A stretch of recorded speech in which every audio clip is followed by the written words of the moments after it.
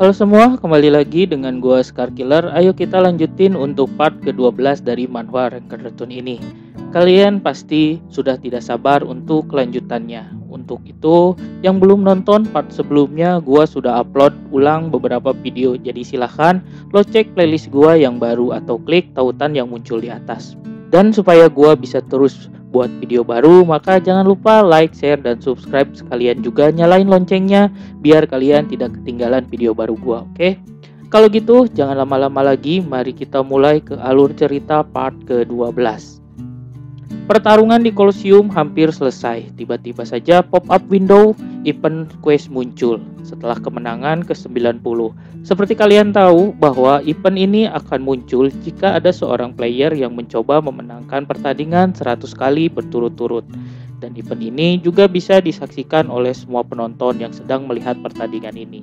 Alibos pun cukup terkejut dengan kejadian munculnya event ini, karena harusnya quest yang diberikan oleh Kaisar Yusma tidak ada yang tahu dengan ini. Dan sekarang hampir semua player arena mengetahui Alibos sedang menyelesaikan quest skenario utama. Salah satu peer pun menantang Alibos jika benar-benar memenangkan pertarungan 100 kali, maka viewer itu akan memberikan 10.000 gold, dan itu setara 10 juta won. Mendengar hal itu, Kang langsung mengiyakan permintaan itu. Matchmaking selesai, muncul lawan baru menggunakan dual sword, tapi sekarang motivasi Alibos meningkat 100 kali lipat. Tanpa basa-basi, demi 10 juta won, Alibos langsung menerjang lawan dan tanpa belas kasihan mengajar musuhnya sampai tak bersisa. Alibos pun terus menghajar musuh yang muncul di hadapannya tanpa pandang bulu hingga mencapai kemenangan ke-99 kali. Dan satu kali lagi menang di Colosseum, Alibos akan mencatatkan sejarah. Begitu pula quest dari Kaisar akan terselesaikan di pertandingan yang ke-100. Muncullah player dengan memakai armor full set Cobra, di mana armor ini hanya bisa dipakai oleh player level 110 ke atas. Para penonton mulai memberikan komen pesimis pada Alibos, dan dalam hati Alibos pun akan sulit melawan player level 100 ke atas, karena selama 99 pertandingan rata-rata player yang muncul adalah antara level 80 sampai 90 saja. Alibos pun mulai waspada di pertandingan ini karena takut player 100 ke atas biasanya sudah memiliki kelas kedua atau secondary class. Alibos pun memutuskan untuk memanggil Tangi sebagai buff, tetapi kemunculan Tangi membuat heboh penonton stream karena kelucuannya. Alibos pun banjir donasi dengan kemunculan Tangi. Tingkah lucu Tangi lah yang mencuri hati para penonton karena dia mencari-cari suara yang muncul dari komen penonton, dan itu membuat semua penonton riuh dan merasa kalau tingkahnya sangat lucu. Pertandingan ke-100 pun dimulai. Player berarmor Cobra dengan sombong melakukan kuda-kuda dan melakukan penyerangan, dan Kang meminta Tangi untuk memberikannya buff. Tapi seperti biasa Tangi ngeyel dan mencemooh Alibos. Tapi tingkahnya itu membuat para penonton senang. Pada akhirnya Tangi memberikan buff Spirit of Fear kepada Alibos, dan Alibos pun siap bertempur setidaknya selama 5 menit sampai buffnya habis. Serangan pertama pun dilancarkan oleh si armor Cobra. Alibos pun menahan serangan tersebut meski terasa sangat sulit untuk ditahan. Serangan cepat dan kuat dari si armor Cobra membuat Alibos terpojok. Pertarungan sengit pun terjadi antara perbedaan level dan equipment dengan terlihat. Alibos pun yang mengandalkan buff dan dari Tangi dan skillnya yang cukup bisa mengimbangi meski nyaris kalah. Alibos mulai mengaktifkan buff dari itemnya, yaitu Giant Strength, dan membuat si armor Cobra terkena serangan. Dia pun kaget dengan serangan Alibos yang mendadak menjadi kuat. Melihat kesempatan ini, Alibos langsung menyerang tanpa basa-basi dan berusaha mengakhiri pertarungan sebelum buffnya habis. Serangan tadi pun hanya menggores sedikit di leher armornya saja, membuat Alibos kaget. Si armor Cobra pun tidak menyangka player di level Alibos bisa mengimbanginya, bahkan melukainya walau sedikit, dan menganggap Alibos adalah joki Colosseum. Tetapi Alibos menyangkal hal tersebut dan menyatakan kalau dirinya adalah seorang streamer. Alibos melakukan serangan lagi, tetapi ditangkis dengan cukup mudah. Alibos pun sadar bahwa buff yang diterima kini tinggal 3 menit. Mau tidak mau harus menyelesaikan pertandingan ini. dengan cepat. Dia pun merasa kalau skill pergerakannya kurang karena Alibos hanya punya skill dash saja. Dalam keadaan terpojok, si Armor Cobra malah mengeluarkan skill ki pedangnya yang membuat Alibos kebingungan harus melakukan apa. Tetapi dengan insting Melgard, sang ranker terkuat, Kang mencoba membelokkan serangan ki milik si Armor Cobra menggunakan ujung pedangnya dan berhasil. Ketika si Armor kehilangan keseimbangan, Alibos langsung menebas leher si Cobra yang telah terluka tadi, dan akhirnya si Cobra tumbang dan pertandingan ke-100 dimenangkan oleh Alibos. Pop-up window pun muncul tertulis player bernama Kang Jungwoo memenangkan pertandingan ke-100 dan quest yang diberikan Kaisar Yuzma berhasil.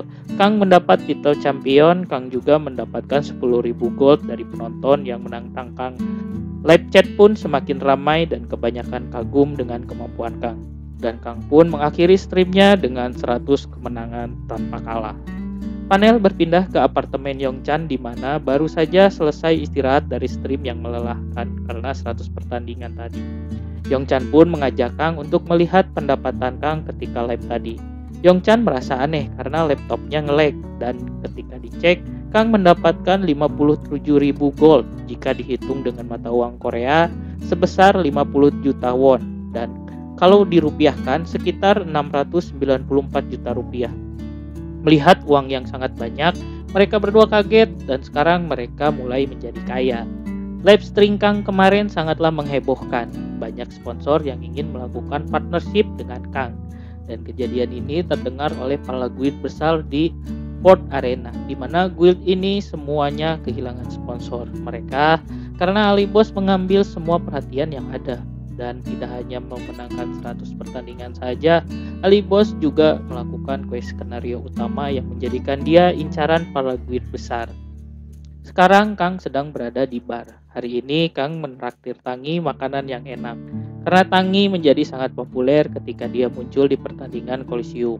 Kang juga mendapatkan cincin yang sama ketika di awal permainan. Dan sekarang Kang memiliki 2 giant strength di tangan kiri dan kanannya. Belum lagi Kang mendapatkan hadiah dari quest Kaisar yang belum diklaim. Akhirnya Kang kembali ke Kaisar untuk menyelesaikan questnya. Karena Kang sudah membuktikan kalau dia bisa menang 100 kali di Kolosium. Seperti biasa, Kaisar mengeluarkan aura setara bos monster level tinggi yang membuat Kang sulit bergerak. Sang Kaisar melemparkan bola kecil kepada Kang dan quest baru pun mulai aktif. Di mana Kang disuruh untuk menemui NPC bernama Alder. Di mana quest yang Kang dapatkan adalah investigasi pemberontak, di mana terdapat info mengenai terbentuknya pemberontak di Gurun Arti, dan Kang pun disuruh untuk pergi menyelidiki gurun tersebut. Kang pun mulai pergi ke Gurun Arti, di mana dulu saat masih menjadi Melgard, Kang pernah mengikuti quest serupa, jadi Kang tidak terlalu kaget. Kang memulai dengan membasmi kalajengking gurun untuk menaikkan XP-nya. Sambil berjalan di gurun, Kang akhirnya bertemu dengan Alder dan Kang pun langsung memberikan bola token kepadanya. Misi pertama selesai. Kang mendapatkan sebuah skill book yang berisi Crescent Moon Card, di mana skill ini memungkinkan Kang mengeluarkan energi ki dari pedangnya dengan energi bulan dan menjadi serangan tebasan energi. Kang pun sangat senang dengan hadiah yang didapatkannya. Percakapan pun terjadi. Alder kaget mendengar Kang yang banyak tahu tentang terjadi pemberontakan. Akhirnya Alder pun memberikan sebuah peta kepada Kang. Ketika dibuka, map itu menunjukkan 3 tempat di Gunung Arti, yang salah satunya menjadi sarang pemberontak. 3 tempat itu adalah Kastilupa, kemudian daerah Suku Tuma, dan Danau Briang. Dan Kang pun mencurigai di daerah Suku Tuma, karena itu adalah tempat untuk leveling player level 90 ke atas. Dan ketika masih menjadi Melgard, hanya Kang yang tahu ada quest khusus dan rahasia di sana. Kang pun segera pergi ke area tersebut dan Kang pun berhasil ke tempat rahasia tersebut, yaitu sebuah kaktus raksasa di daerah Suku Tuma. Tangi pun heran kenapa dia kesini tanpa ragu. Kang melompat dari tebing meluncur ke atas kaktus raksasa. Oke Manhwaners, untuk part ke-11 kali ini sudah selesai.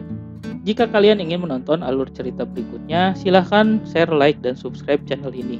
Nyalain loncengnya juga dan bantu channel ini agar bisa berkembang dan memberikan alur cerita dari komik manhwa lainnya.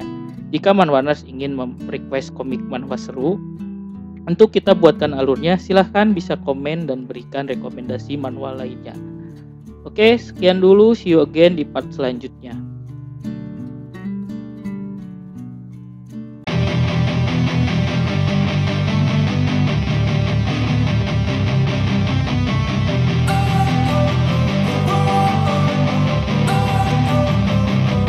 Don't wanna sleep in, cause I got something to prove. I gotta take what I hate and finally make a move. I think of you and all the shit you don't do. Well, I'ma make hella sure that I don't be